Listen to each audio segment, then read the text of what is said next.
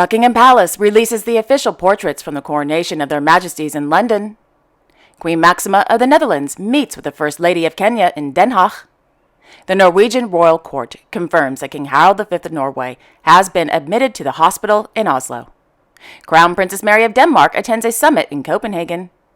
And the Royal Hashemite Court releases details regarding the upcoming royal wedding in Oman. All this and much more coming up next on your Royal Daily News.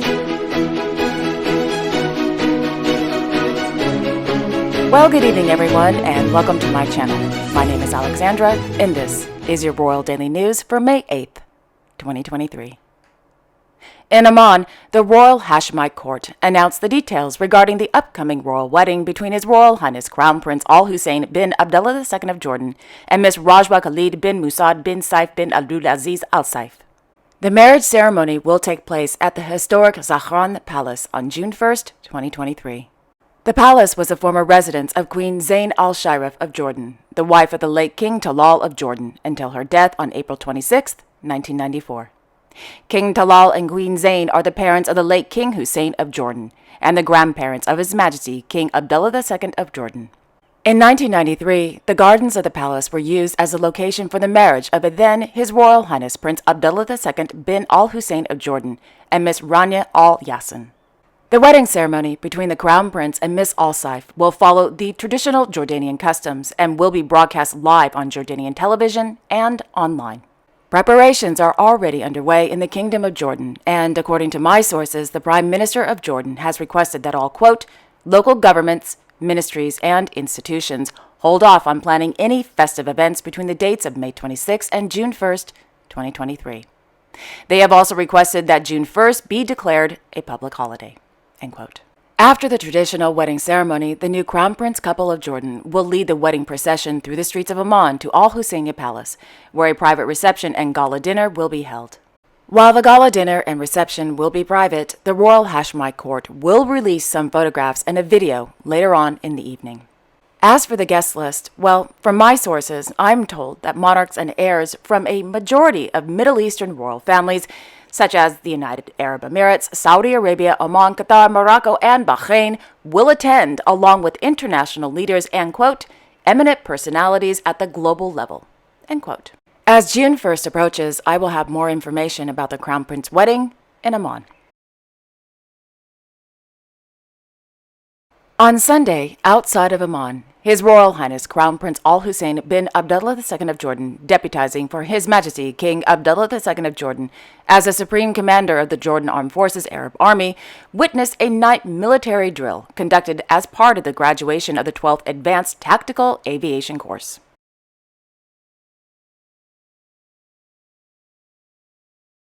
In Abu Dhabi, His Highness Sheikh Mansour bin Zayed Al Nahyan of Abu Dhabi held an audience this morning with the chairman of the United Arab Emirates Fatwa Council, Sheikh Abdullah bin Bayand, and members of the council at Al Watan Palace.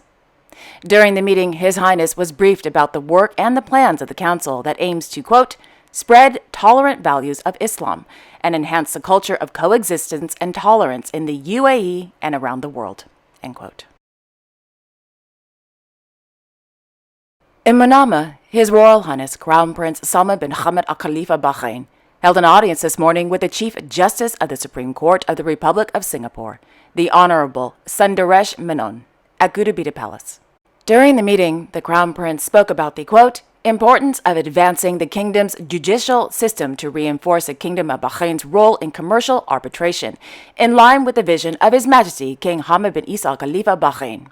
The Crown Prince also emphasized the pivotal role of international arbitration institutions in supervising the proper conduct of arbitration proceedings.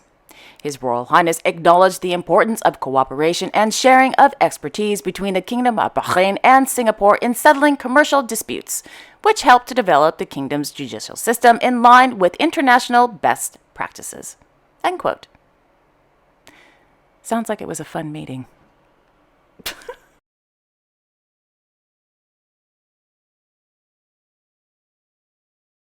In Sharjah, His Highness Sheikh Sultan bin Mohammed bin Sultan Al Qasimi, the Crown Prince of Sharjah, attended the second edition of the Sharjah Award for Public Finance held at the Cultural Palace.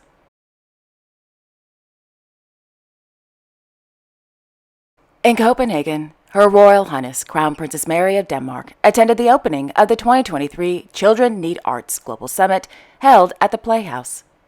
According to a press release, the summit gathers international experts in the cultural, social, and educational fields who devote themselves to and are interested in the development of children and young people through arts and culture.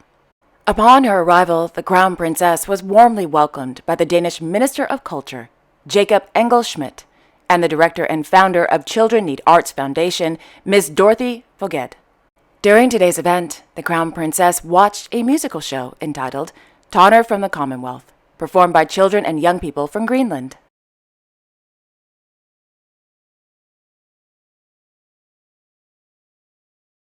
Meanwhile, the Danish Royal Court announced that Their Majesties King Harald V and Queen Sonja of Norway, accompanied by a Norwegian business delegation, will carry out a 2-day official visit to Denmark. According to the press release, the visit will celebrate the strong historical and family ties between the royal houses of Denmark and Norway.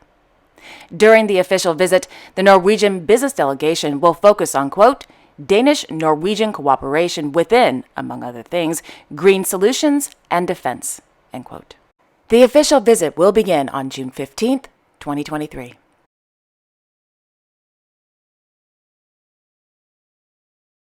In Oslo, the Norwegian Royal Court announced that His Majesty King Harald V of Norway has been admitted to the National Hospital for an infection that, quote, needs to be treated, end quote. His Majesty the King will remain in the hospital for a few days. His condition at this time is stable. This is not the first time His Majesty the King has been admitted to the hospital for an infection. Last December, His Majesty the King was treated with intravenous antibiotics. In August of 2022, His Majesty the King was admitted to the National Hospital for a fever. Both times, he was discharged from the hospital after a few days. In 2021, His Majesty the King had surgery on his right knee due to a damaged tendon. In 2020, His Majesty the King had transcatheter aortic valve replacement surgery. Both operations were successful. This evening, Her Highness Princess Martha Louise of Norway spoke with the Norwegian newspaper VG prior to the premiere party of the TV3 program Halavar's Adventurous World about His Majesty's condition. The princess replied, quote, it's going well, end quote. In the late afternoon, Her Majesty Queen Sonja of Norway and His Royal Highness Crown Prince Haakon of Norway were seen arriving at the National Hospital to visit the King.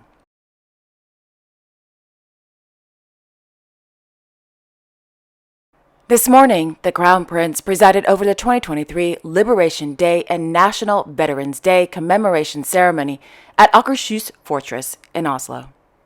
During the ceremony, the Crown Prince placed a wreath at the foot of the National Monument, as well as inspected the Armed Forces Honors Department.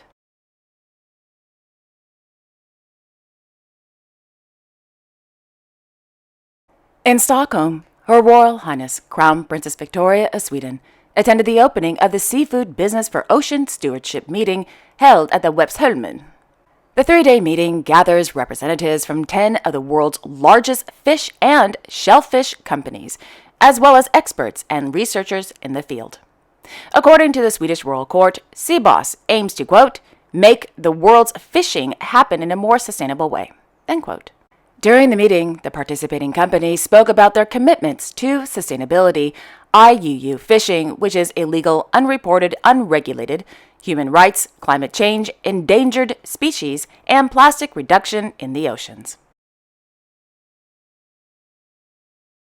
In the afternoon, the Crown Princess attended the Nordic Museum and the Friends of the Skansen Association annual meeting.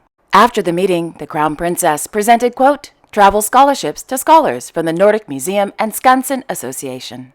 The Crown Princess has been a member and first honorary member of the Friendship Association since 1997, end quote.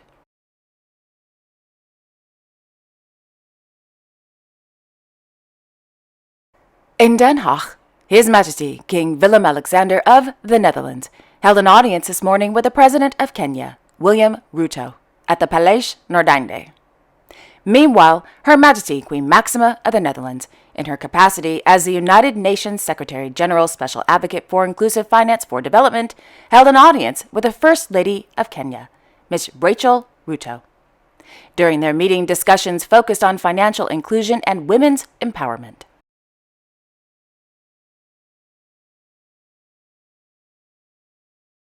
In Luxembourg City, His Royal Highness Grand Duke Henri of Luxembourg held an audience this morning with the new Dean of the University of Luxembourg, Professor Jens Kressel, at the Palais Grand Ducal.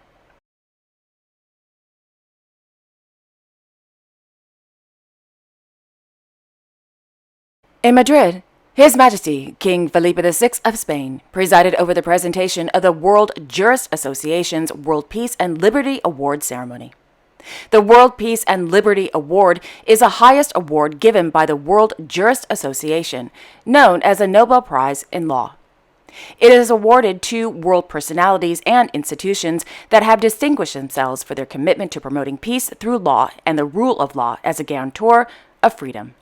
In the past, the award has been given to prominent figures such as Sir Winston Churchill, Nelson Mandela, His Majesty the King, and the late Justice Ruth Bader Ginsburg, to name a few. The winner of the World Peace and Award went to diplomat, civil rights activist, and attorney Mr. Andrew Young.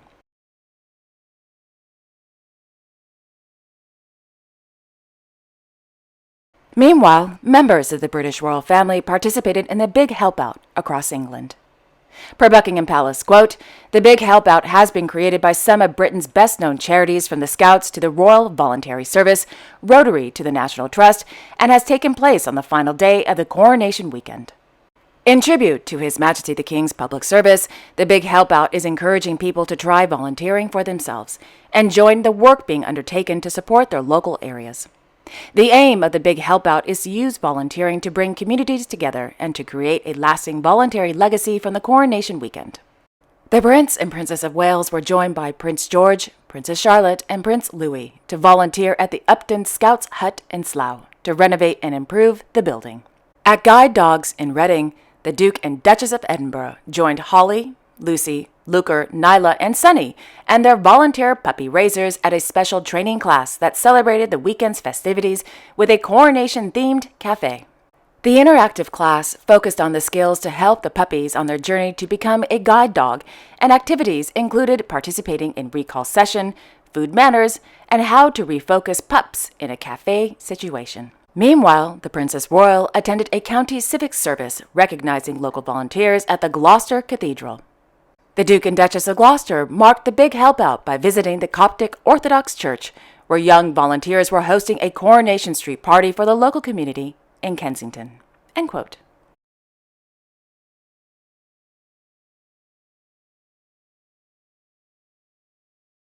And finally, Buckingham Palace released official portraits from the coronation of Their Majesties King Charles III and Queen Camilla of the United Kingdom. The historic images were taken by Mr. Hugo Burton in the staterooms at Buckingham Palace following the coronation service. The first image shows His Majesty the King in full regalia in the throne room at Buckingham Palace. His Majesty the King is wearing the robe of estate, the imperial state crown, and is holding the sovereign's orb and the sovereign's scepter with a cross. His Majesty is seated on one of a pair of 1902 throne chairs that were made for the future King George V and Queen Mary for the use at the coronation of King Edward VII. These throne chairs were also used in the background of the 1937 coronation of King George VI and Queen Elizabeth, and by His Majesty the King and Queen Camilla at Westminster Hall to receive addresses from the speakers of both Houses of Parliament last year. The image of Her Majesty the Queen was photographed in the Green Drawing Room. Her Majesty is wearing Queen Mary's crown and robe of estate. The final image is of the working members of the royal family, from left to right. His Royal Highness the Duke of Kent, Her Royal Highness the Duchess of Gloucester, His Royal Highness the Duke of Gloucester, Vice Admiral Sir Timothy Lawrence, Her Royal Highness the Princess Royal, Their Majesties King Charles III and Queen Camilla of the United Kingdom, His Royal Highness the Prince of Wales, Her Royal Highness the Princess of Wales, Her Royal Highness the Duchess of Edinburgh, Her Royal Highness Princess Alexandra, the Honourable Lady Ogilvy, and His Royal Highness the Duke of Edinburgh.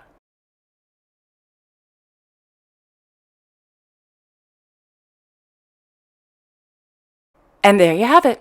Thank you all so much for joining me this evening.